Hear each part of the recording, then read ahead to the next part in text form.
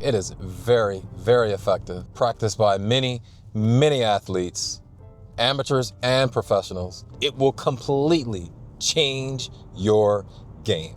And I will bring evidence, and I will post that evidence in the description of this video. Welcome to the alchemy of struggle, baby.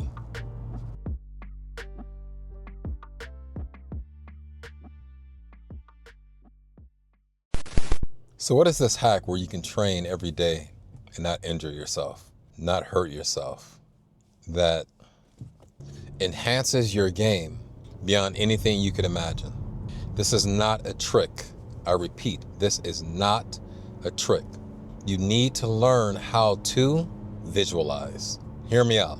There might be people clicking away going, oh man, I thought you were gonna tell me how I could like train every day and bang it out and this and that. The problem that so many people have, not just in Jiu Jitsu, but in life in general, is that they focus exclusively on what's happening externally and they ignore what's happening internally.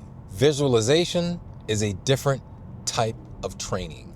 Back when I first started competing, I visualized, but what I visualized myself mostly doing was getting my hand raised on the mat, standing on the podium and all that stuff. Yes, those things happened. I did really well in my first tournament. I won gold in absolute and bronze in my division. And not only that, because of my age, because I was a 49-year-old white belt, I didn't really have any competitors my age. My first competitor was like 32 or 33 or something like that. I submitted him. I had to go against that guy twice, and I submitted him twice that day. There was one other guy who was a little bit closer to my age. I beat him. And then I competed against two other younger guys, both in their 30s, and they each beat me on points.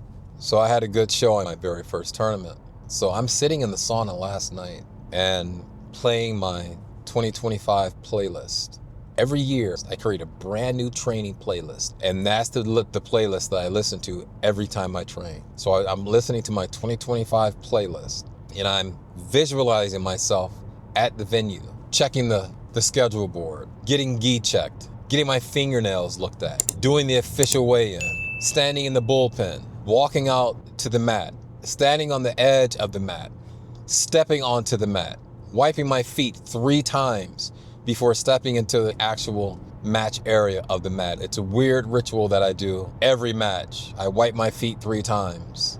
I don't know why I do it. It's weird, but I just do it every single time. I see myself shaking the hands of my opponent, slapping fists, and then grip fighting, locking up, going for the takedown. I'm playing that over and over and over again in my head. Not only that, but I am creating that feeling of adrenaline in my body. On the rare occasions that I go into the sauna without having trained first, my heart rate barely goes above 80 beats a minute. In 30 minutes, maybe I burn 100 calories, if that. Now remember, I didn't train. So my heartbeat was normal. When I sat down in the sauna, my heartbeat was like 60 beats, 60, 65, 70 beats a minute. A walking around heart rate for me. While I was sitting in the sauna, my heart rate got as high as 138 beats because I had my eyes closed and I was at that match in my head, including all of the feelings associated with competing that everyone talks about. The adrenaline, the anxiousness, or what I like to call my body preparing me. My mind did not know the difference between me actually being on the mat and being on the mat in my head. This is something that researchers in this area have talked about God knows how many times. And it has been my personal experience. And I don't only do it when I'm getting ready for a comp. When I'm sitting in the sauna with my eyes closed, I'm often replaying that night's training in my head, the move of the week or whatever it is, or some sequence that I've been working on, or some problem that I've been working on. And my body responds to it. And for anyone who thinks this is hocus pocus, who thinks it's complete BS, your body's not responding to something that's in your head, like really? Let me ask you this question. Have you ever gotten aroused by just imagining the girl of your dreams or the person of your dreams? And you know what I mean. I don't need to go into details. If the answer to that question is true, and it's going to be true for the vast majority of people who are healthy, then it is also true that your body will respond to you visualizing yourself on the mat in the heat of the moment. That's how you can train every single day of the week without hurting yourself.